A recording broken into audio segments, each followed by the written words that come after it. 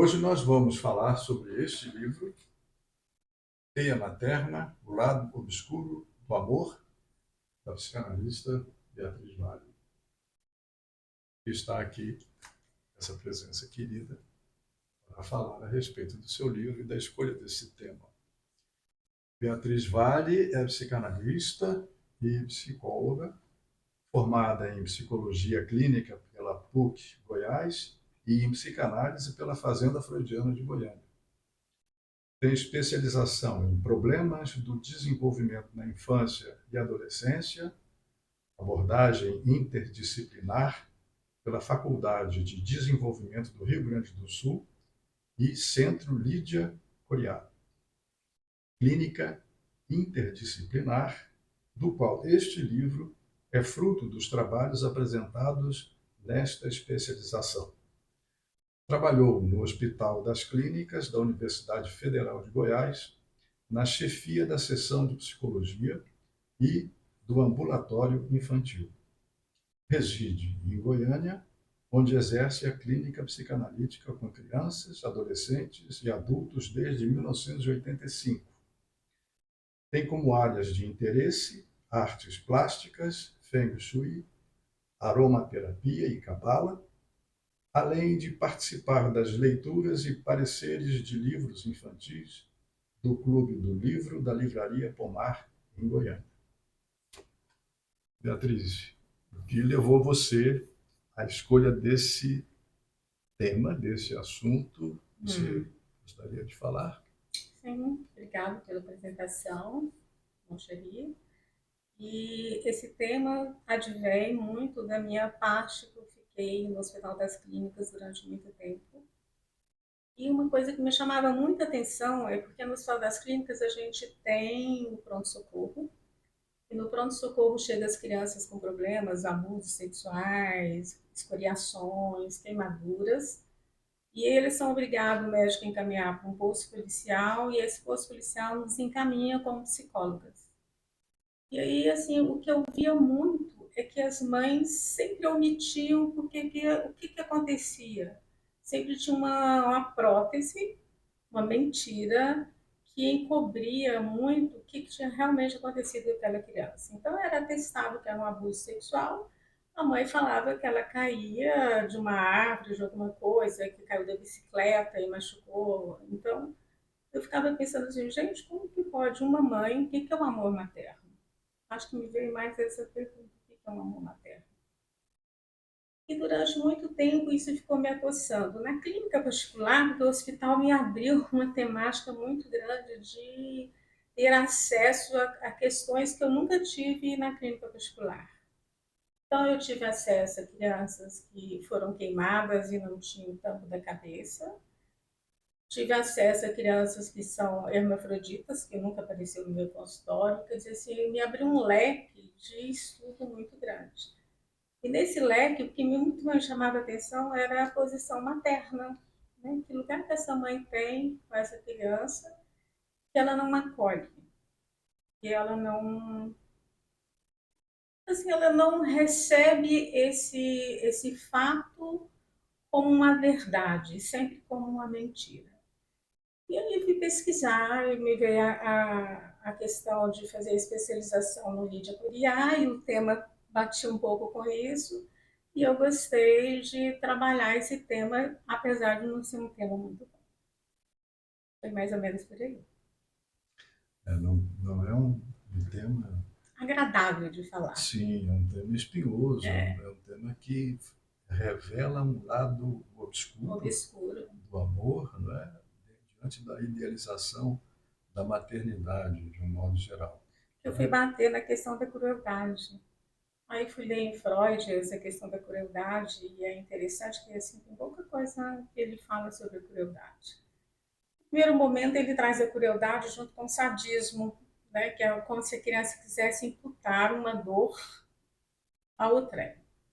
Só que ele percebe mais tarde que para que a criança faça isso, é necessário que ela também tenha compaixão com a dor do outro. E a criança muito pequena não existe a compaixão ainda. Então ele separa a crueldade do sadismo. até porque para ele a crueldade não é libidinal. Ela não tem uma pulsão, apesar de ter uma satisfação. E isso me fazia, certo, assim, um questionamento. Como que isso é possível? Aí estudando Piaget, um Piaget não, Winnicott, Melanie Klein, que traz essas questões, né, de agressividade muito cedo na criança, né? A criança morde o seio, essa questão da pele. Eu acho que a crueldade está muito ligada à questão da pele do sujeito, né? Então, esse invólucro que vai acontecendo, né, nos bebês muito cedo, vai formando, constituindo esse sujeito. Então, a constituição do eu é também feita pela agressividade. Então, eu achei interessante esse tema nesse sentido, entendeu? E quanto a esse cumprimento das funções maternas, A mãe suficientemente boa? Vamos não dizer exatamente essa, isso. mas é a que provoca certos problemas, né? Porque ela pode cumprir as tarefas de uma maneira burocrática, o atendimento da criança, mas Isso seria do parece que lado da ela não mãe? desejou essa criança, parece que ela não tem afeto amoroso no sentido de uma ternura, parece que há um desejo inconsciente que faz com que ela eventualmente lance mensagens ambíguas à criança. Não, eu fico pensando que esse livro me trouxe muitas questões pós-escrito. Fico pensando que você está falando muito de uma divisão que existe entre mãe e mulher, né? É muito interessante isso, porque é muito ambivalente para a gente, mulher, ser mãe, né? Tem uma ambivalência. E essa ambivalência, a gente não é mãe idealizada, assim, a gente é mãe com toda a carga que a gente trouxe da nossa infância também. Então a gente tem nossos sintomas. Eu acho que tem essa vertente sintomática, né? E de repente você ter uma mãe que é muito agressiva e suportar um casamento agressivo, achar que aquilo, porque a criança assim, se ela cai e você fala, ai, tadinha, ela chora. Se você fala, caiu, ri, ela chora rindo.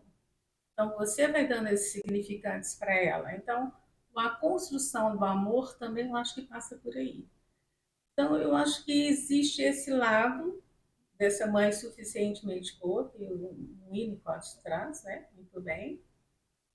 Mas, por outro lado, acho que tem um lado nosso, assim, de mulher, que também nos rouba muito a vida, ter filhos, entendeu? E isso também traz uma certa, às vezes, uma raiva, não sei se precisa trazer uma crueldade, mas traz uma certa raiva também. E outra coisa que eu acho muito importante é que quando você tem filhos, né, de uma certa forma, você empresta a sua vida a eles durante muito tempo. Talvez isso não aconteça com a paternidade, né? Eu acho que acontece mais com a maternidade. Não vou dizer que todas as mães são iguais, né? Até é importante fazer um recorte. Isso é um recorte da minha clínica. Isso não é toda mãe tem esse amor obscuro, essa crueldade, entendeu? É apenas um recorte. Então, eu acho que talvez essa seja uma questão dessa divisão entre mãe e mulher. Aí você recorre, por exemplo, aos exemplos da tragédia grega, né? Da Ah, sim, ideia. porque eu acho que a gente entra em outra seara.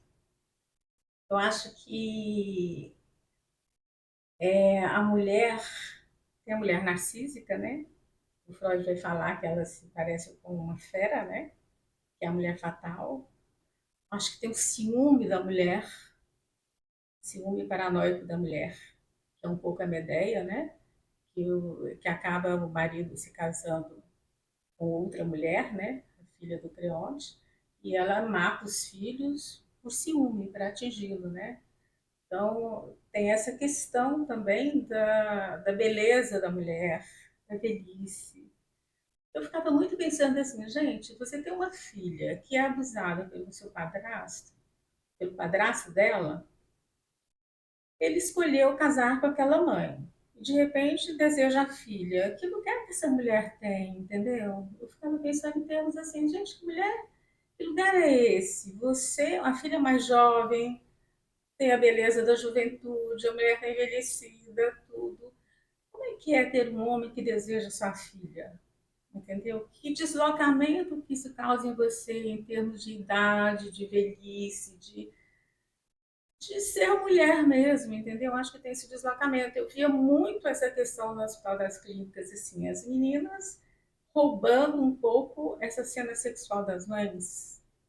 Então, eu acho que tem muito mais complexidade aí, né? Dessa relação mãe e filha, né? Que é uma relação a respeito da qual não existe uma literatura abundante na psicanálise. Isso é Não, uma tem, coisa recente, né? tem a Uma Malvina investigação. Zalcberg, né? Sim, Tem um livro assim que, sinceramente, tem mudado muito a minha clínica, de pensar a clínica, que é um livro da Alice Miller sobre o corpo. E ela traz essas questões, assim, porque ela faz uma questão que eu acho assim, fundamental. Será que perdoar uma mãe que durante a infância toda foi muito cruel com você, é preciso perdoar? Ela coloca essa questão. Será que nós, analistas, não estamos fazendo umas interpretações que sejam religiosas, que é o perdão? Sabe, isso tem mudado a minha maneira de eu pensar. Os pacientes que chegam até mim com questões de agressividade, de abandono, de crueldade durante a infância. Então, eu acho que é um é interessante que assim é um, é um aspecto da clínica muito difícil de falar, entendeu? Porque envolve muito mais coisas, né? muitas idealizações a respeito da figura materna, né? Do amor materno, né? Como se a Sim. mãe tivesse que manter esse lugar sempre uma doação, né, muito grande. Mas também a gente vê outros aspectos, assim, praga de mãe pega, a angústia que a mãe causa na criança, o abandono, né? A gente vê outras questões, por exemplo, eu vi 3 filmes recentemente assim, que eu gostei muito. Um foi da Lee Miller, que é uma fotógrafa, que era modelo da Vogue. No final do filme, aparece que ela teve um filho, ela era fotógrafa de guerra, ela preferiu isso, sabe? Ela ia para o front mesmo, uma loucura. E ela, no final, é o filho dela falando por que ela abandonou ele. Aí ela fala que a mãe a obrigou ela a abandoná-lo, porque ela tinha que seguir a carreira de modelo. Essa dicotomia entre mulher e mãe, né? O outro filme foi A Virgem Vermelha, que é muito bom, que é a história da Idelgard Rodrigues, uma espanhola, uma menina, que a mãe educa severamente, uma coisa muito severa. E ela, quando ela está lá com os 18, 19 anos, no auge, que ela fala sobre a sexualidade feminina, é incrível o trabalho dela. Tem um editor que fala, não é possível que você saiba tanta coisa assim, ela é uma feminista. E aí ela, no final, ela se apaixona por um cara que é comunista. E ela começa a sair das asas da mãe. A mãe mata a filha. Se mata, mata a filha. Então é uma história real, né, da Lee Miller também, e da Idelgard também. E outro filme que eu achei assim, que me chamou muita atenção, que eu achei muito interessante, chama As Mães, que é duas amicíssimas, duas amigas, que são desde pequenas amigas, se casam, têm filhos, e os filhos se apaixonam pelas mães. Uma por uma mãe, sabe, pelas amigas. Hum. E o filme todinho é uma tentativa, assim, é uma vergonha, é tudo escondido. Eu fico pensando, se um cara apaixona pela filha da amiga, casa, sabe, eles não conseguem. Aí elas separam, no final elas ficam numa ilha que eles moram, ficam lá os 4 juntos. Eles não conseguem se separar. Então, eu acho que vem esse tema, assim, sabe, de mãe, parece assim, no filme Essas Duas Mães, parece que o tema é a mãe, não é a mulher. Elas não conseguem se separar desse lugar, entendeu? Mesmo sendo, não é um incesto, mas é como se elas vivessem um incesto. Então, eu acho Sim. interessante esses filmes. Você traz casos espetaculares que ilustram a violência materna contra os filhos, né? O caso da americana que matou. As suas filhas, né? Aquela que matou, afogou cinco Isso, filhos, temos Nardone, né? isso. Que também mataram uma criança. E tem muito. E o que eu acho mais. Vamos falar que esses casos são julgados. Mas tem um documentário, É Menina, você viu? O livro tem esse documentário, que é um documentário feito na China e na Índia, que o cara, o diretor do documentário, que eu esqueci o nome, ele grava as mães indianas e chinesas como elas matam as meninas que nascem. Anatomia é o destino. Não, que eu disse que não. Porque as meninas nascem, aí uma mãe que já matou 8 filhas, o cara pergunta assim para ela: como é que você mata seus filhos? Ela fala: ah, eu deixo morrer de fome. É muita maldade, né? Eu torço o pescoço, eu ponho leite, eu ponho veneno no leite. E aí ela mostra, fala pro cara assim: vamos lá no quintal para você ver onde que eu enterrei as crianças. Eu fico pensando assim, uma legitimação, como a ablação do clitóris, como na China tem alguns lugares, na África tem uns lugares que eles costuram a vagina, né, para impedir prostituição. Assim, de uma violência tão grande, eu fico pensando, meu Deus, são mulheres que fazem isso com outras mulheres. Né? Então, é sempre uma mulher. Não que não exista maldade, a crueldade, não é isso, é um recorte só. Mas do lado do materno parece que é pior, né? Acho que é pior isso. Acho que tem. Esses casos espetaculares que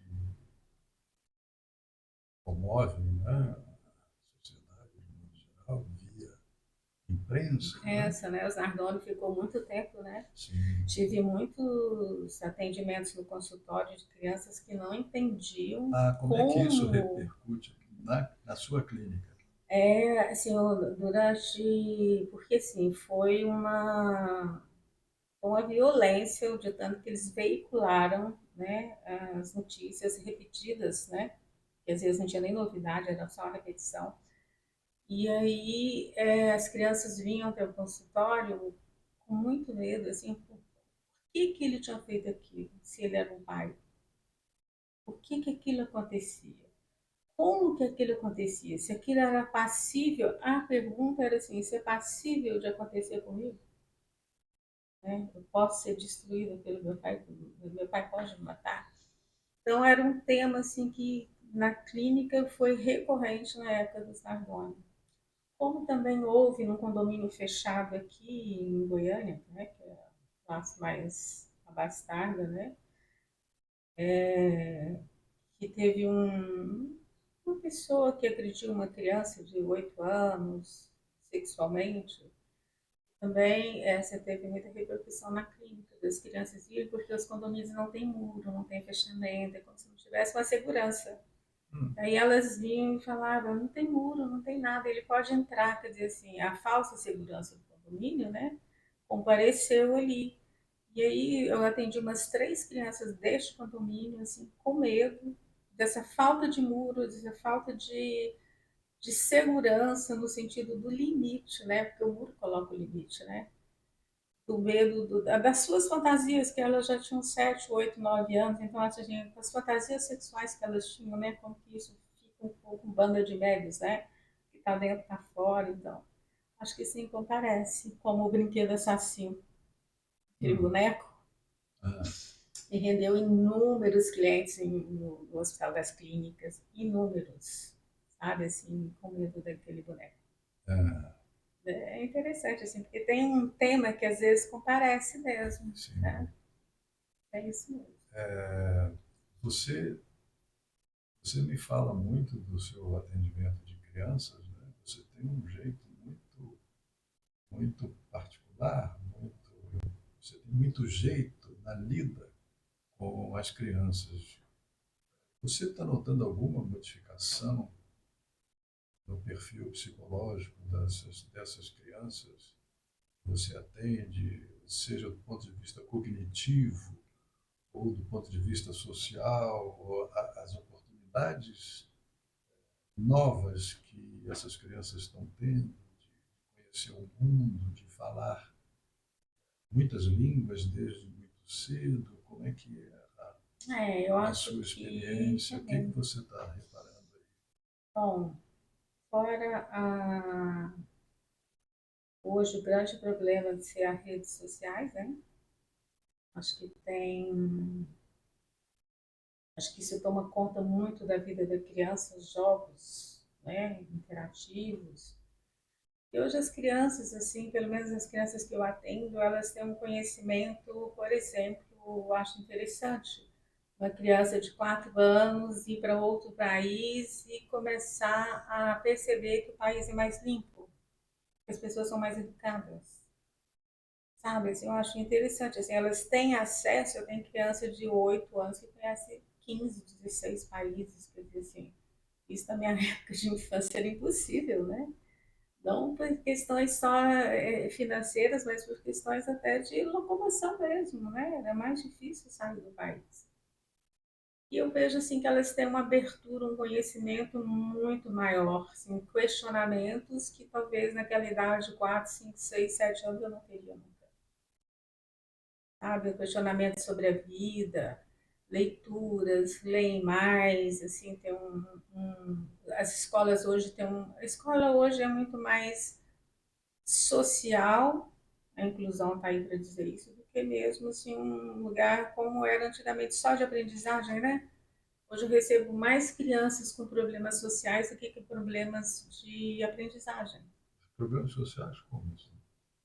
Por exemplo, uma vez eu recebi uma criança que ela era amigo do incluso. Já pensou isso? Como é que é? Tinha uma criança inclusa, né? Uma inclusão. É uma criança que teria alguma Que teria alguma deficiência? deficiência, vamos supor que seja um autista, alguma deficiência. E ela era muito amiga dele. Aí a professora encaminhou por isso, entendeu? Ele não ficava com as outras crianças. Ele queria ajudar só o que estava lá sendo incluído. Né? Quer dizer assim, isso não é uma questão, né? Às vezes depende da professora dissolver aquilo ali, né? Basta na sala de aula ela fazer esse movimento. Recebi crianças que têm, interessante, uma criança de 3 anos que tinha dificuldade na musculatura fina, porque ele era filho de pessoas mais velhas e ele não tinha acesso a celulares, as coisas todas. Então, é como se tivesse um atraso, mas ele estava dentro do normal. Mas as outras crianças estavam muito mais rápidas, porque desde 1 ano e meio as crianças já, né? Então, hoje as crianças, eu acho que tem. Outra coisa que eu acho muito importante. 15 anos atrás, na minha clínica, mais ou menos, 20 anos, eu nunca atendi uma criança que tomava um medicamento. Né? Hoje, basicamente, as crianças todas têm um medicamento. Então, são Medicalizado muito, faz parte desse muito, projeto da muito. medicalização da existência, né? Da, Que é, nós vemos Então, eu hoje, recebo, né? há poucas semanas, eu recebi uma criança que a mãe queria que aplicasse testes neles de hiperatividade, mas aí eu recebo a criança senta, desenha, conversa, não levanta da cadeira nem nada, eu fico pensando, hiperativo aonde, entendeu? E a professora quer que ele está muito, ele não tem foco, mas assim, não tem foco em quê? Quando ele joga, ele tem foco? Tem, então ele não tem foco naquilo que não tem interesse. Então, quer dizer, não é uma questão da criança de doença de um Parkinson, é uma questão de interesse também. Outra coisa, as crianças hoje fazem esporte demais, 4, 5 esportes. né? Às vezes eu acho Agenda exagerado, né? cheia. Não diria agenda, eu diria que era, vamos falar que já é uma forma de competição, Investimento investimento. Hoje é bem dentro mais. dos critérios da competição Sim, capitalista. Né? sim. Vamos falar que é um currículo, Sim. né? A criança falar 3 idiomas. Uhum. Né? Eu lembro que uma criança chegou para mim e falou assim, qual é o seu nome? Aí eu falei, Beatriz. Ele, como seria em inglês? Entendeu? Então, assim, às vezes de desenhar alguma coisa, eles falaram a palavra em inglês, ou de te perguntar alguma coisa em inglês, e de corrigir a sua pronúncia, sabe? Assim, são muito mais bem informadas e bem formadas também. Sim. Muito mais. Você me fala também do seu atendimento de crianças autistas. Como é que você está vendo esse espectro hoje? Continua chegando até a sua clínica? Muito amplo, né? Está sendo, né? Eu acho assim, o espectro autista hoje tomou uma dimensão muito maior.